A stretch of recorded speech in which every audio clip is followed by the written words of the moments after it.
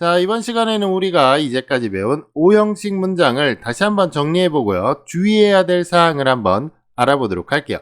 자, 단어들의 특성을 보면은요. 지금 명사, 동사, 그 다음에 명사, 그리고 나서 형용사가 나타나고 있는데요. 지금 단어들의 역할을 보면은 동사 앞에 당연히 주어가 있고요. 그리고 뒤에는 목적어, 그리고 뒤에는 목적격 보어가 나타나는데요. 목적격 보어라고 하는 것은 목적어의 상태를 보충 설명해주는 형용사나 명사나 동사적 표현이 나타날 수가 있다라고 했죠. 그래서 이러한 구조를 가진 문장을 O형식이라고 설명을 했습니다. 자, O형식 문장에서 우리가 주의해야 되는 것은 목적격 보어에 목적어의 행동을 나타내주는 동사적인 표현이 나타날 때라고 할 수가 있는데요. 여기 있는 이 문장을 그림으로 한번 보도록 할게요. 탐이 말하는 행동을 하고 그 행동과 관련이 있는 것은 당연히 그의 아들이라고 할 수가 있겠죠. 그의 아들은 탐이 말한 대로 영어를 공부할 수도 있지만 다른 행동을 할 수도 있습니다. 어쨌든 탐이 말한 것은 공부하는 방향을 의미했기 때문에 to를 써서 표현해야 된다는 것을 알 수가 있는데요. 탐이 말한 것은 확정된 행동이고요. 그리고 그의 아들의 행동은 탐이 말한 시점에서는 아직 정해지지 않은 행동이라고 할 수가 있기 때문에 이렇게 to 부정사를 이용해서 표현해야 된다는 것을 알 수 있습니다. 자, 이번엔 목적격 보어의 원형이나 상황분사 ing가 나오는 경우를 한번 살펴보도록 할게요. 탐이 보는 행동을 하고 있고요. 그리고 그 행동과 관련이 있는 것은 당연히 그의 아들이라고 할 수가 있겠죠. 아직 하지도 않은 행동을 보는 것은 불가능하니까 당연히 그의 아들의 행동은 정해진 행동이 되어야 한다는 것은 알 수가 있습니다. 그래서 이렇게 공부하는 행동이 나타나고 있다는 것을 알 수가 있는데요. 지금 탐이 보는 행동은 확정된 행동이고요. 그리고 그의 아들이 공부하는 것도 당연히 정해진 행동이라는 것을 알 수 있습니다. 이런 식으로 see나 hear나 feel이나 watch나 look처럼 감각을 나타내주는 동사들은 목적격 보어의 자리에 동사 원형이나 ing를 써서 표현한다는 것을 기억을 해 두셔야겠죠. 자, 이번엔 목적격 보어의 원형만 나오는 경우를 한번 보도록 할게요. 지금 이 문장을 보시면은요. 탐이 시키는 행동을 하고요. 그 행동과 관련이 있는 것은 그의 아들이라고 할 수가 있습니다. 시킨다는 것은 그 행동을 하게 만든다라는 의미니까 당연히 그의 아들의 행동은 시키는 것을 하는 정해지는 행동이 된다는 것을 알 수가 있습니다. 그래서 탐이 시키는 행동은 확정된 행동이고요. 그의 아들이 공부하는 것도 정해진 행동이라는 것을 알 수가 있는데요. 이렇게 make, have, let과 같은 사역 동사들은 목적격 보어의 자리에 동사 원형이 나타난다는 것을 기억을 해 두셔야겠죠. 이번엔 help라고 하는 단어를 쓰는 경우를 보도록 할게요. 지금 여기 있는 문장을 보시면은요. 탐이 도와주는 행동을 하고 있고요. 그 행동과 관련이 있는 것은 당연히 그의 아들입니다. 그 행동을 하도록 도와주니까 당연히 그의 아들은 도움을 받아서 그 행동을 할 수밖에 없는데요.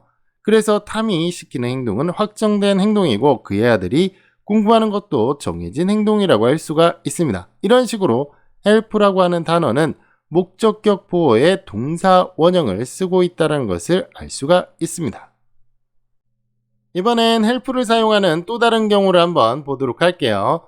여기 있는 문장을 보시면은요. 약이 도와주는 작용을 하고 있죠. 그리고 그 작용과 관련이 있는 것은 당연히 당신이라고 할 수가 있습니다. 약의 도움을 받아서 당신은 잘 잘 수도 있지만 의외로 효과가 없어서 잠을 못 잘 수도 있습니다. 어쨌든 간에 약은 잘 자는 쪽으로 도와주는 효능을 가지고 있다고 할 수가 있는데요. 약이 도와주는 역할은 확정된 행동이라고 할 수가 있고요. 잘 자거나 못 자는 것은 당연히 아직은 정해지지 않은 행동이라고 할 수가 있습니다. 이렇게 help라고 하는 동사는 목적격 보어에 to 부정사를 사용할 수도 있다는 거 기억을 해 두셔야겠죠.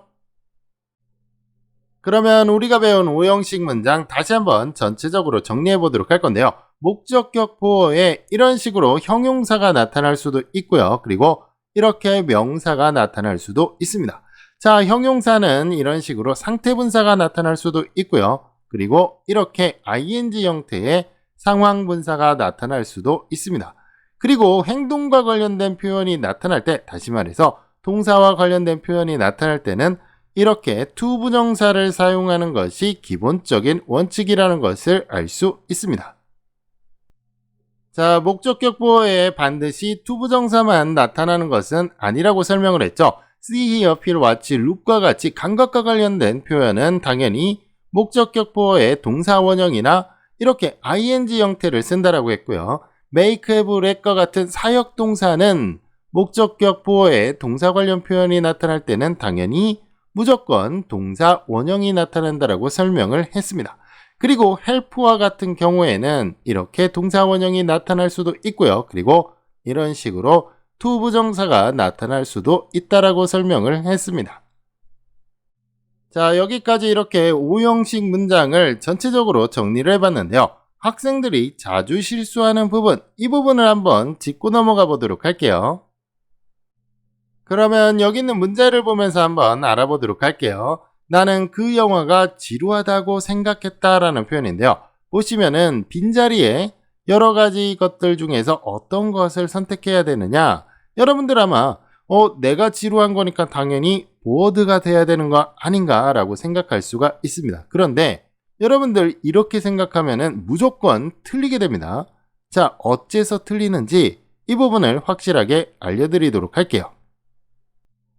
여러분들이 영어 문법 문제를 풀면서 머릿속에 꼭 기억해 두고 있어야 되는 것이 있는데요. 바로 영어라고 하는 것은 옆에 있는 것들과 서로 의미를 결합한다라는 사실입니다.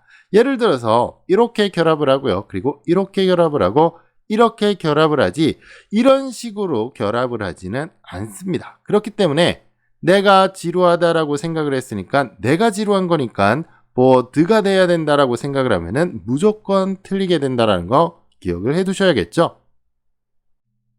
여러분들에게 방금 앞에서 설명한 것처럼 영화라고 하는 단어 뒤에 들어와야 되는 것은 당연히 영화와 관련이 있다라고 할 수가 있겠죠. 그렇기 때문에 이 문제는요, 그 영화가 지루하게 해준다라고 생각을 해야 되니까 bored가 아니라 바로 boring이라고 하는 ing 형태가 돼야 된다는 것을 알 수 있습니다.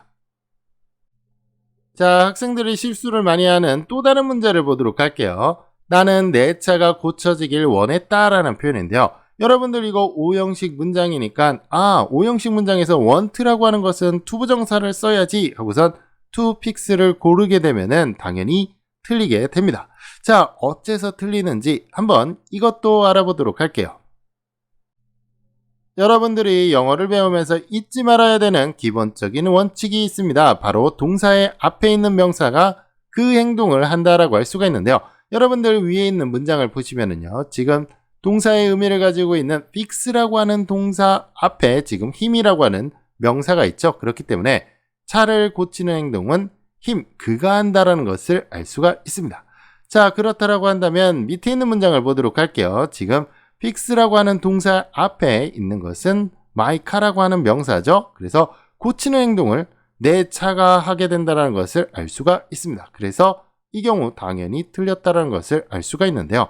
그렇다라고 한다면 저기는 저 표현은 어떤 식으로 해야 되느냐 한번 알아보도록 할게요.